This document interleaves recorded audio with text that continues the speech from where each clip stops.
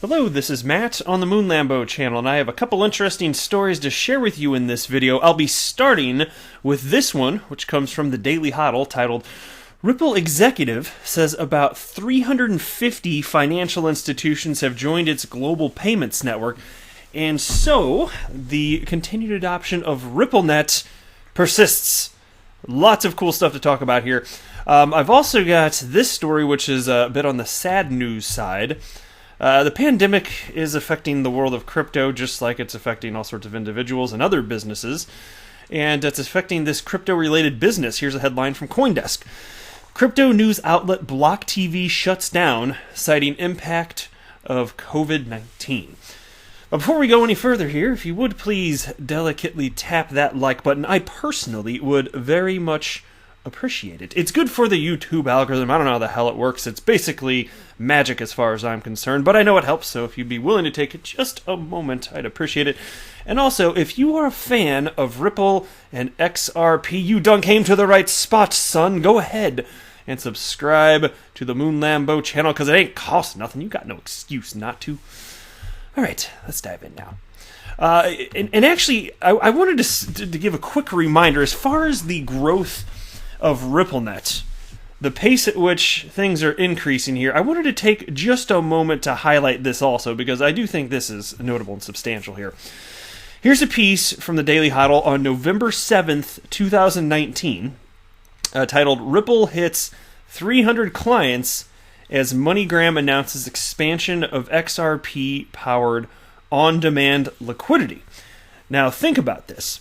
Ripple's been around for, it's 7-8 years-ish, something like that. I can't remember their exact founding date, but that's roughly how long Ripple has been around. And again, so they announced 300 clients in November, and now you're talking about a little over half a year later, they've got another 50 out of 7 years. Think about that, existing that long. And of course, I know a lot of this is at times when they didn't actually have product on the market, but still, think about that. After almost a decade, and now you go a 6-month period and jumping from 300 to 350 clients, it's rather fascinating and positive sign here. So take a look at this. Here we go. I like this quote here. So Ripple, the San Francisco-based fintech that offers enterprise solutions for global payments, says that it now has more than 300 clients using its cross-border technology to move money across borders. And here's the quote. We have also seen a 10x year-over-year growth in transactions on RippleNet, our global network of banks, financial institutions, and payment providers that sends money globally, instantly, and reliably for fractions of a penny. Also notable, correct? Now take a look at this, and I didn't pull this article up because it's not worth it, but there's another one they linked to in their own piece here, and it was from about a year prior, and it noted that, and it was a little over a year older than that, maybe it was October of 2018, I want to say, but they linked to it, and there was an article about Ripple announcing that they had just hit 200 member companies around the world on RippleNet. So they've been chugging along at this pace for some time, and it's rather consistent right here. And also announced in November, this is another thing I really want to learn more about as soon as they're willing to talk about it a little bit more. But there's this piece, it's the same date as that Daily Hodl piece, November 7th of 2019, and this one's from Yahoo. And it's titled, Ripple says more than 24 customers use its payment solution that leverages XRP. So, of course, they're talking about on-demand liquidity. So we are already over 24, which would be 24. So in the past 6 months, now, how many on-demand liquidity customers do you think they picked up? I have no idea. If I said something, I'd just be making it up. But, man, even continuing at that pace, because understand that on-demand liquidity, it didn't go into the production version until October of 2018. And so, man, you could only sit there and speculate, but hopefully they're willing to come out and talk about that soon. They don't report every single success they have. It's just every so often they'll just lay out the number. Usually it's in a more formal way. In this case, let me share with you exactly how this news broke this time, which is not the traditional way. So let's go to this piece now again from today. Ripple executive says about 350 financial institutions have joined its global payments network.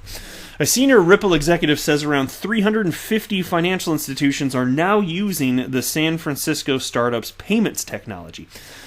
Navin Gupta, Ripple's managing director for South Asia, the Middle East, and North Africa, revealed the new total in an interview with the international law firm Nistith Desai Associates.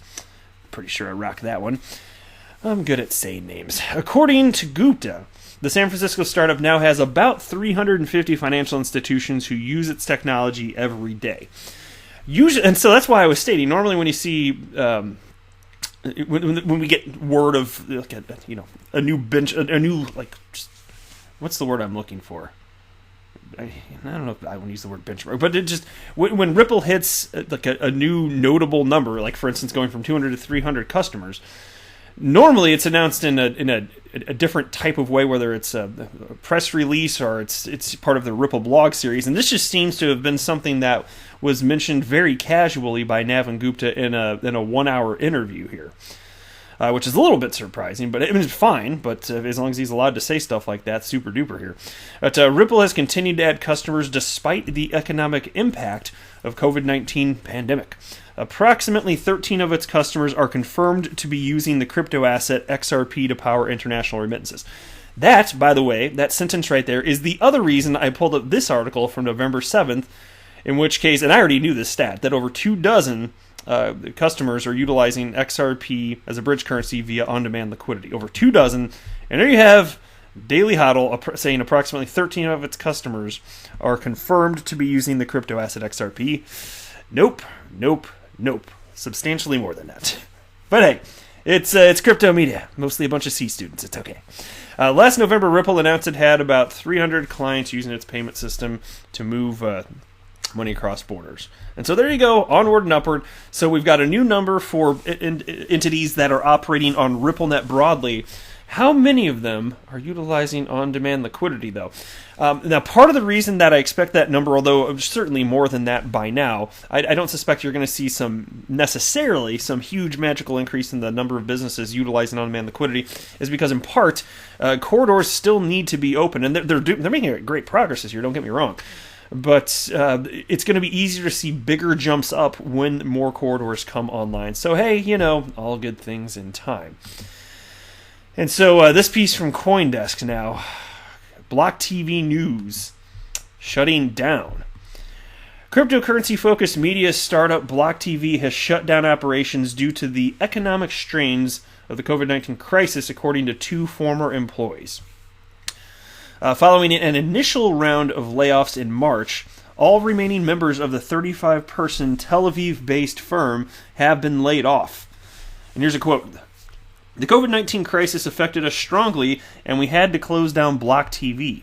Block TV COO Noah Tamir told CoinDesk in a LinkedIn message. We're very proud with the brand we built, and with all the fresh content and news we brought into the blockchain and crypto community. Hopefully we'll be able to bring Block TV back to life in the future.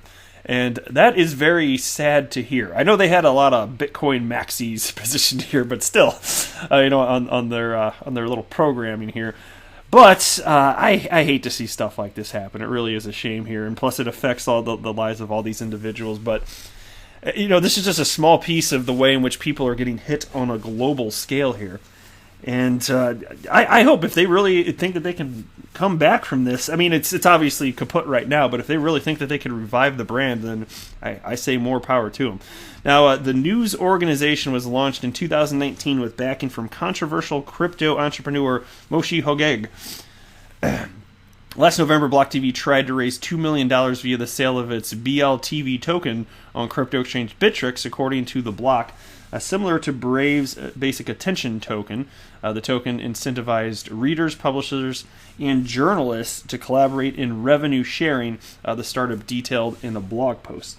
Which would be interesting. We'll see, obviously, as awesome as Brave browser is, and I'm using it right now, it's on your screen as you're staring here, not many individuals, and I did report on this, not many are utilizing the basic attention token here. Most are just using the browser because it's an awesome freaking browser.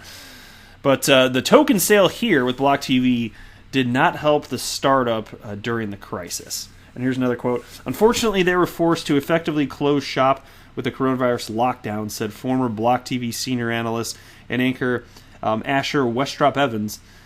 As with so many, it was hard to keep operations running smoothly under such strenuous conditions. Yeah, no kidding, it'll butcher your cash flow here. And you can just think, because if I don't know what their revenue model is, but if a lot of it's coming from advertisers, let me tell you this: advertisers cut back dramatically on all platforms, including YouTube, for example. But so if you're YouTube, you can weather the storm, you can survive, no question. If you're a smaller outfit that's been around for roughly a year, it's going to make it a lot tougher. So very sad to see this. It's rather unfortunate here. I think one thing we can all agree about in 2019 is that pandemics suck. And also, beyond that, I will tell you this. Tomorrow I am going to go to customer service, and I am going to be returning 2020 because I am not pleased with this particular product. That's it for this video. I am not a financial advisor. Do not buy or sell anything because of anything that I say or write. That would be a very, very, very bad idea. Until next time, to the moon, Lambo!